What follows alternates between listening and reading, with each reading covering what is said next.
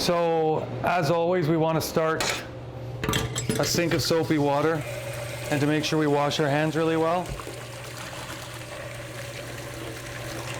Especially with COVID, making sure we're doing good hand washing practices when we're going into the kitchen, when we're preparing food, washing our hands consistently while we're doing our prep and our work as well is really important.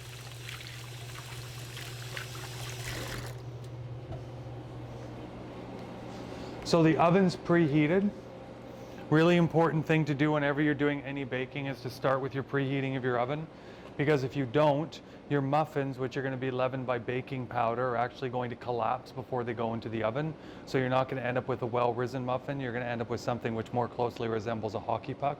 So that is getting up to 375 right now, and it will be ready shortly. So the first thing we want to do is get some paper muffin cups into the muffin pan. This isn't a critical step if you don't have these at home.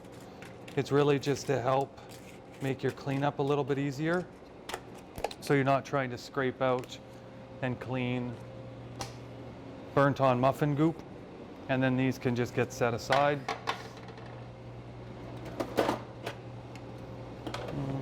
Yellow. So for this, we have two bowls.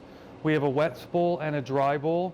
So for this one, our dries are going to go into the large bowl, and our wets are going to go into the small bowl, because the wets are going to go into the dries and then get mixed until it just comes together. This is creatively enough called the muffin method, and it works for a lot of different quick breads. So we'll start with the dries. We have 1 cup and 1/4 of flour. When we're measuring our flour, heaping, don't shake it, don't tamp it, don't bang it, because you're going to compress the flour and end up with more than what you want. So heaping and then cut level. So 1 cup. And 1/4 of flour. Same thing, heaping, cut level.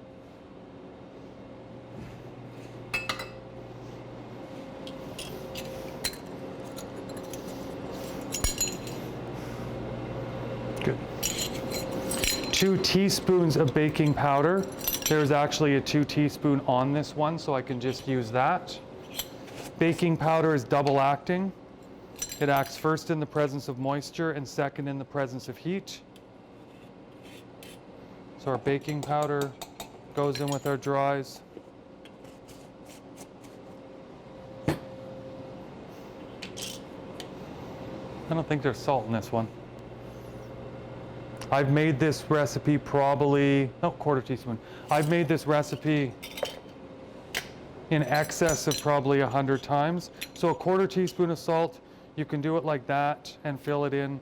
But honestly, for a 1/4 teaspoon, very easy just to do it as a pinch of salt.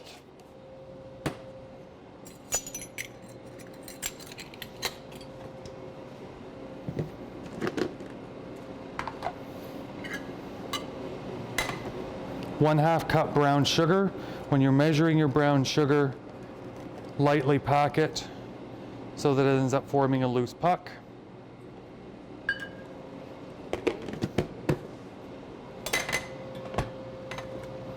And a ½ cup chocolate chips.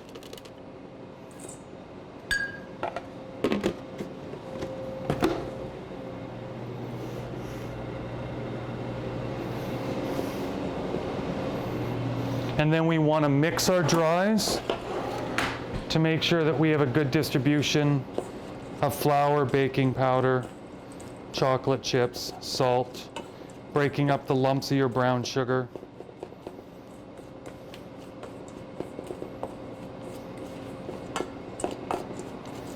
That way you're going to end up with a better final mixed product.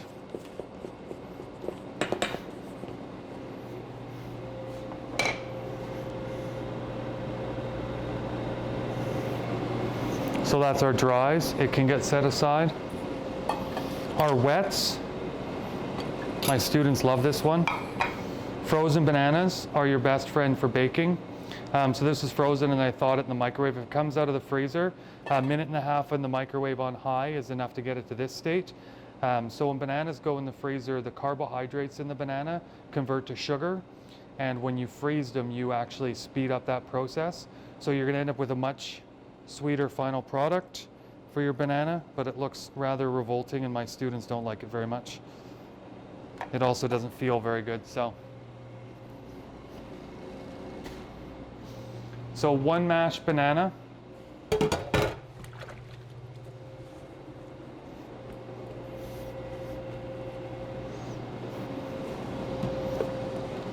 One egg. Don't ever crack your eggs on the side of the bowl. You're more likely to get shards of egg that are going to go into it, or have egg that's going to fall into the bowl. The other thing is salmonella actually comes from chicken feces. So if you've got dirty eggs or if there's any salmonella on the outside of the egg, by cracking it on the side of the bowl, you're more likely to put anything that's on the outside on the inside. So crack it on a flat surface, and then your one egg goes in. Third is, so you're looking down across at level. So 1/3 of a cup of oil goes in the wets. 1/2 cup milk. So same thing.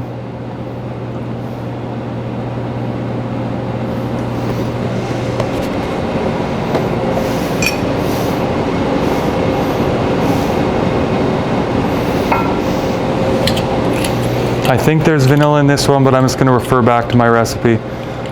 There's not, but vanilla makes everything better. So when you're measuring vanilla, we'll put a teaspoon in here. You want to make sure that you're measuring it over the bowl because you want to get it up so that it comes straight to the top, and then you can pour your vanilla in.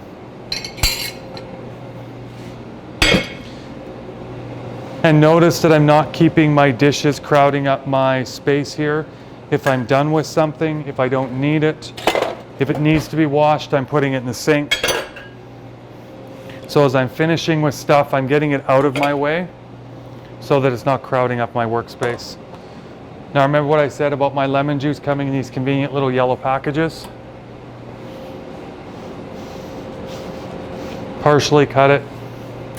We need a teaspoon of lemon juice, which is about the juice of half a lemon.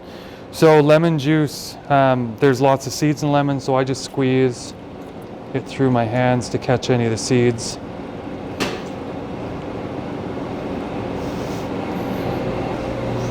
Okay, so the lemon juice in this provides two functions. The first is it adds flavor. The second is that baking powder being double acting, we said it acts first in the presence of moisture. It acts more aggressively in the presence of an acidic liquid. So the lemon juice raises the acidity of the milk and raises the acidity of the liquids. So it's actually going to rise more aggressively for us. So we want to mash up the banana. A fork is a good tool for this. Break up our egg. Mix up our wets. Make sure we don't have any really big chunks of banana. So our oven's preheated, our pan is prepared. We're going to make a well in the center. All of our wets go into the dries. And then from here, we don't have very long until we want to get this in the oven. So mixing from the center, pulling in on the outside. You want to mix this until it just comes together. You don't want to overmix it, because if you do, your muffins are going to have tunnels. They're going to be tough. So scooping from the bottom, folding over the top. It won't take very long to mix it, just until you get all of the streaks of flour out, and it looks like that. So your quality markers for your muffin mix at this point is that it should be a flat brown. This has already started to rise now. If I were to mix this for 30 more seconds, it would actually change to a shiny brown. and it would start to drop down. If I were to mix it for 30 seconds after that, it's actually going to drop and get super liquidy as you've beaten all the air out of it. So portion scoop, level scoop, and then drop it in. So I know from experience doing this and doing these demos and how long I talk that I need slightly more than 1 scoop's worth to get the 12 muffins, and we'll see how accurate I am today. I had a weird spat of doing these where I would only get 11 muffins for some reason. I don't know why, but then it went back to 12 shortly after that.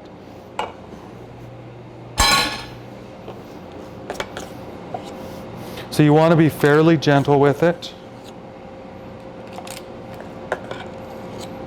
because you don't want to beat the air out of it. Your last one's always going to be your ugly muffin, because you need to scrape the bowl fairly aggressively to get the last of that muffin batter out. So if you're going to have one ugly muffin, it's always going to be your last one. And then this goes into a 375 oven. Always make sure you're opening your oven all the way, because if you don't, you're going to risk burning yourself. Slide it into the center of the oven, because the center is where you're going to get the best heat. And then this one is for 20 minutes. So in 20 minutes, we'll pull those out and take a look at them. So the quality markers we're looking for, first of all, is just the color. So they're a nice, even golden brown, so we know that they're probably done, and they're well risen, and they're slightly craggly on top, which means we didn't overmix them. If they've got a smooth top, you know they're overmixed. So then we can take these and set them out. We're gonna leave them sitting in the pan for about 5 minutes before we take them out, because right now they're really squishy and you're more likely to have them get crushed or damaged at this point. So let them sit for a couple of minutes to start to cool before we transfer them onto the wire cooling rack. Because if we leave them in there until they're completely cool, then your muffins are actually going to get a soggy bottom, because the steam in there is going to convert to water and it's going to settle in the bottom of the aluminum pan. So we are going to leave that for about 5 minutes, turn off our oven because we're done with that, and then we'll pull those out in about 5 minutes.